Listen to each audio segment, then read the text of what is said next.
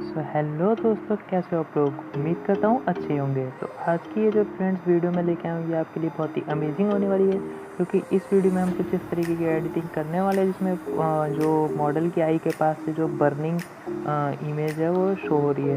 तो इसको मैंने नाम दिया है ब्रिंग आउट फायर कॉन्सेप्ट, जो कि पहले ही जो विजय महार है उन्होंने दूसरे कॉन्सेप्ट से कुछ चिक्स के पास से यूज़ किया था। तो मैंने इसमें इस तरीके से कुछ एडिटिंग करी है, ये थोड़ी उससे डिफरेंट है।